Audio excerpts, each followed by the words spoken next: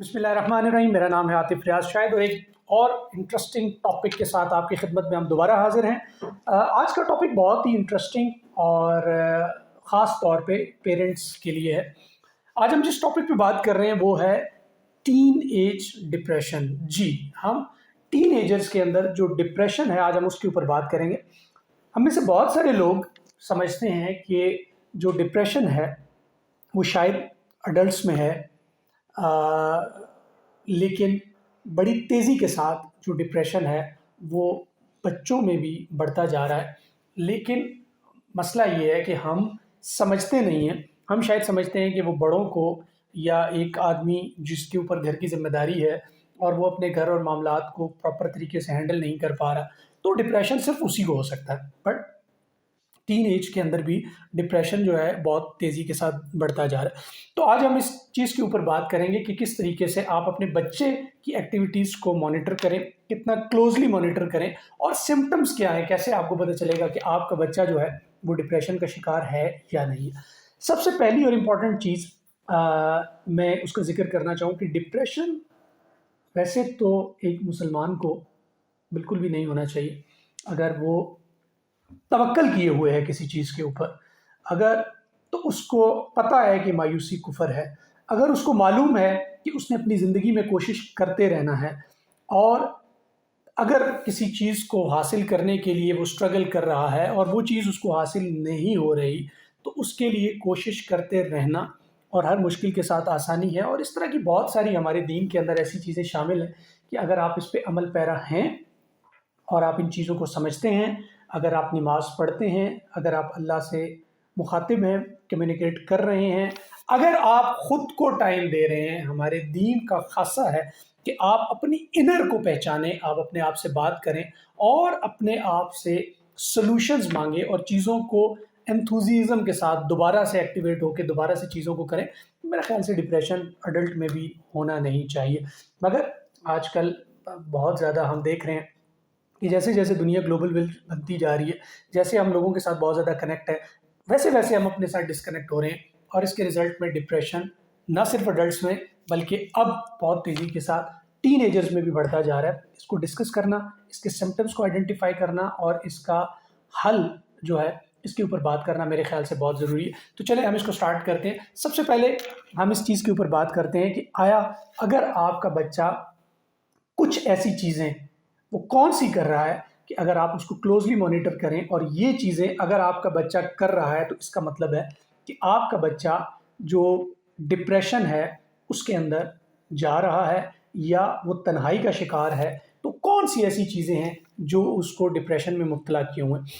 तो सबसे पहली चीज़ जिसको मैं डिस्कस करना चाहूँगा वो ये है कि आपका बच्चा खामोश हो जाएगा। अगर वो टॉकेटिव है, अगर उसकी नेचर में बहुत एक्टिवली वो चीज़ों को कर रहा था, तो आप सडन चेंज उसके बिहेवियर में देखेंगे। आप देखेंगे कि आपका बच्चा जो है वो एकदम से खामोश हो गया है। वो ज़िंदगी से थोड़ा-सा बेज़ार होके अलग कोने में जाके सोशल होने की बजाय अकेला होना और अपने आप के साथ गुमसुम रहना, खामोश रहना। तो अगर सडनली आपका बच्चा ऐसा हुआ है, तो आप अपने बच्चे के साथ थोड़ा वक़्त गुज़ारें और देखें कि ये सडन चेंज जो उसकी ज़िंदगी में आया, ये क्यों है। तो ये पहली चीज़ है कि अगर आपका बच्चा ये एक्टिविटी कर रहा है, तो इसका मतलब है कि हो सकता है कि आपका बच्चा किसी एंग्ज़ायटी में, किसी डिप्रेशन में या किसी प्रॉब्लम के अंदर मौजूद है। दूसरी चीज़ जिसका मैं ज़िक्र करना चाहूँगा वो ये है कि हमारे यहाँ वैसे तो मोबाइल फ़ोन बहुत ज़्यादा एक्सेसिव यूज़ किया जाता है, और इवन फैमिली के लोग भी 4 लोग आपस में बैठे हों, उनमें से भी जो वो लोग हैं वो अपने मोबाइल में अपनी धुन में मगन रहते हैं। मगर एक्सेसिव यूज़ इंटरनेट का, सोशल मीडिया का, और बहुत ज़्यादा मोबाइल के अंदर गुमसुम रहना, किसी से बात ना करना, खामोशी से मोबाइल के अंदर हर वक़्त घुसे रहना, तो इसकी को भी आप इस चीज़ को भी थोड़ा-सा सीरियस लें कि एक्सेसिव यूज़ की वजह से उसके दिमाग पे कुछ ना कुछ असर ज़रूर एक आम आदमी के भी, वो तो चले बच्चा है ना, लेकिन एक आम आदमी के अंदर भी अगर वो एक्सेसिव मोबाइल यूज़ कर रहा है, तो वो 3 घंटे, 4 घंटे मुसलसल फ़ोन यूज़ करने के बाद अगर साइड पे रखेगा तो उसको भी स्ट्रेस फ़ील होगा। उसको भी अपना माइंड थोड़ा-सा अपने ज़हन पे बोझ महसूस होगा। तो ये एक ऐसी चीज़ है कि अगर आपका बच्चा एक्सेसिव फ़ोन को यूज़ कर रहा है, तो आप उसकी एक्टिविटीज़ को थोड़ा-सा उसके ऊपर नज़र रखें। अगर आपका बच्चा स्कूल और कॉलेज या यूनिवर्सिटी, अगर बच्चा है या बच्ची है, दोनों के स्कूल, कॉलेज और यूनिवर्सिटी के अंदर वक़्तन-फ़वक़्तन चक्कर लगाते रहें, आपका बच्चा अक्सर, मैं बीइंग अ टीचर बड़े वसूख से आपको ये बात बताता हूँ कि बहुत सारे बच्चे यूनिवर्सिटी तो आते हैं, स्कूल कॉलेजेस में तो आते हैं, मगर क्लास अटेंड नहीं करते। कुछ जगहों पे तो स्कूल में तो खैर कंपल्सरी होता है, मगर फिर भी कॉलेज और यूनिवर्सिटी के अंदर बच्चे क्लासेस नहीं लेते, यूनिवर्सिटी जाते हैं, खामोशी से बैठते हैं। तो अपने बच्चे की जो एक्टिविटीज़ है, आप चेक करें। अगर उसके ग्रेड डिस्टर्ब हो रहे हैं, अगर उसका जो एक्टिविटीज़ हैं पढ़ाई के अंदर, वो घर पर भी कम हो गई हैं, उसके ग्रेड डिस्टर्ब हो गए हैं, और आप उसके स्कूल कॉलेज में चक्कर लगाएं, देखें कि वो क्या एक्टिविटीज़ कर रहा है, क्यों है।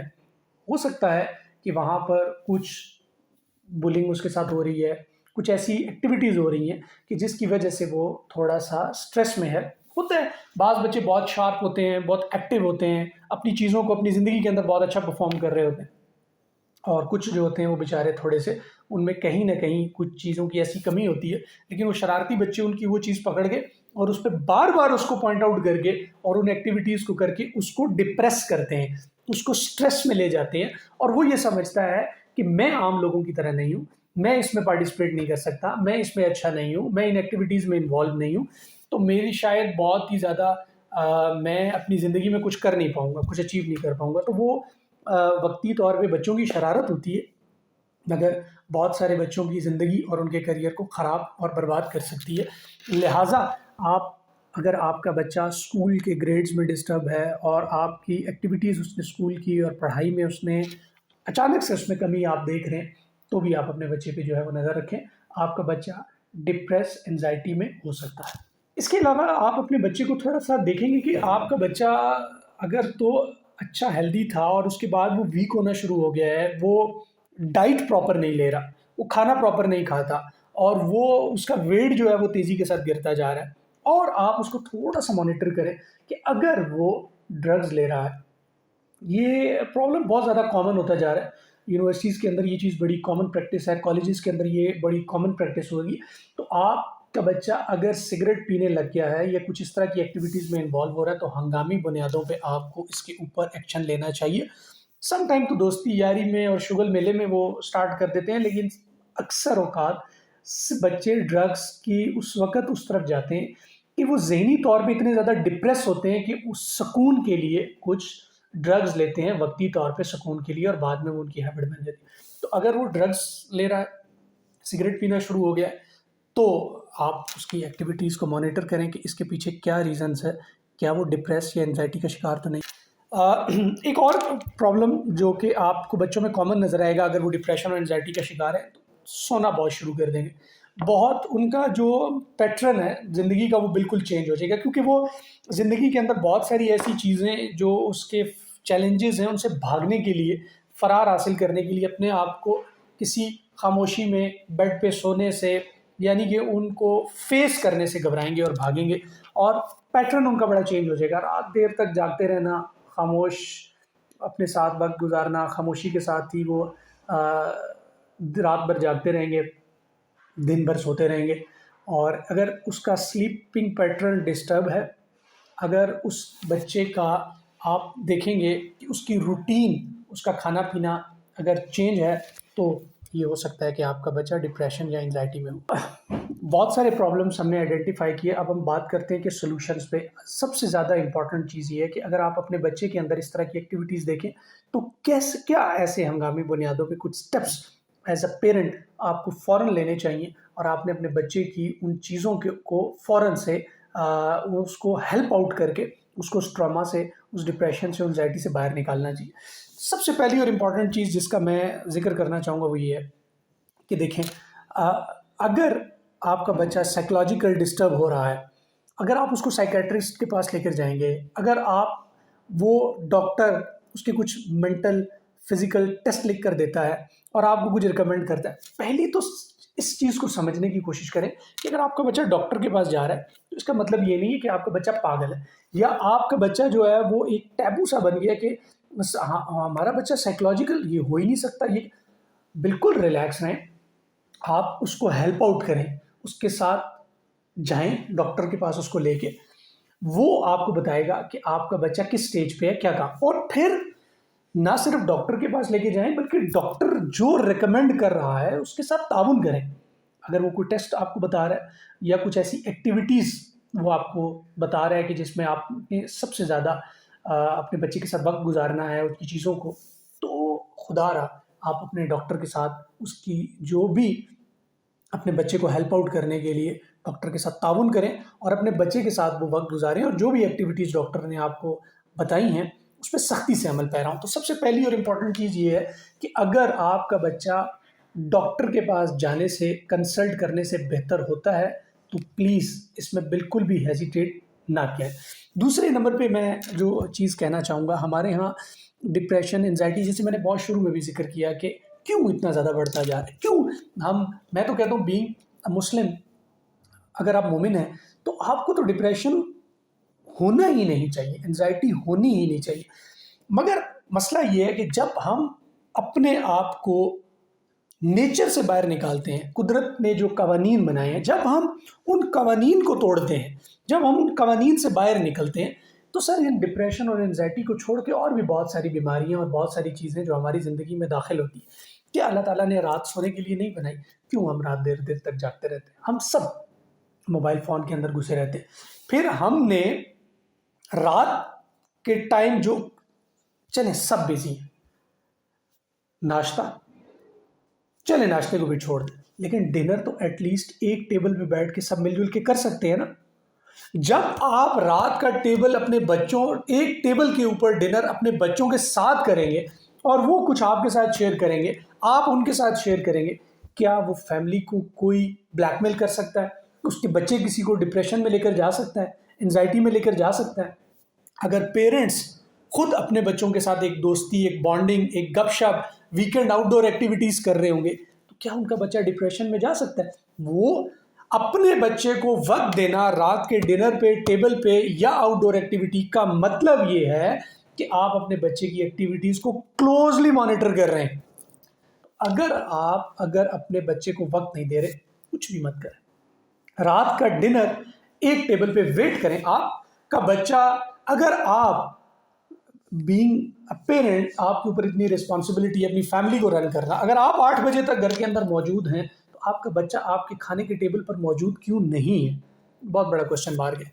तो इन चीज़ों को थोड़ा सा ऑर्गेनाइज करें, मैनेज करें, एक टेबल पे बैठ के खाना खाएं, एक दूसरे के साथ गपशप करें। बहुत अच्छी बात है अगर आप 30 मिनट्स का कोई प्रोग्राम, कोई ड्रामा, कोई इंटरटेनमेंट की एक्टिविटीज़ रात को खाएं, खाना, वॉक के लिए चले जाएं, वापस आएं, एक छोटा सा क्लिप कुछ देखें और जाके बेड पे सो जाएं। यानी कि रात को 8 बजे से लेके 9, साढ़े 9, 10 बजे तक की एक्टिविटी आपने अपने बच्चे के साथ की, सर कोई डिप्रेशन, कोई एंजाइटी, कोई किसी किस्म की चीज़ नहीं है। तो सबसे बेहतरीन टिप ये है कि अपने बच्चों के साथ रात का खाना लाजमी एक टेबल पे खाएं।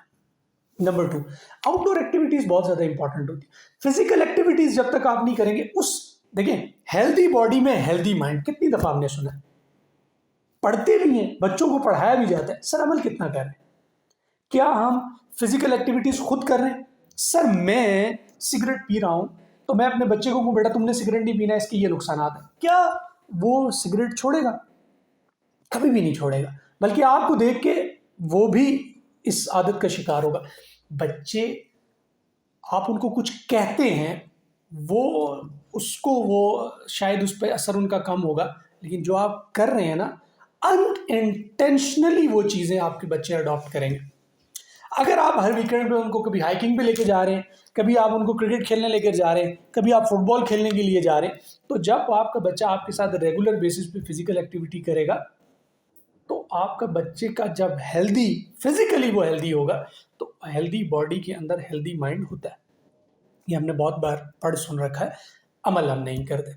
अगर आप इवन गाड़ी भी धो रहे हैं, वीकेंड पे आपका प्लान है कि जी मुझे आज गाड़ी धोनी, सर आप अपने बच्चे को इंगेज करें अपने साथ गाड़ी धोने में, घर की कुछ एक्टिविटी करें। हमारे यहाँ सबसे बड़ा प्रॉब्लम ये है कि हम यूनिवर्सिटी तक जाते हैं, बच्चे को कहते हैं इस बच्चे ने कुछ नहीं करना, तुम्हारा काम सिर्फ पढ़ना है, मैं हूँ सारी जिम्मेदारी।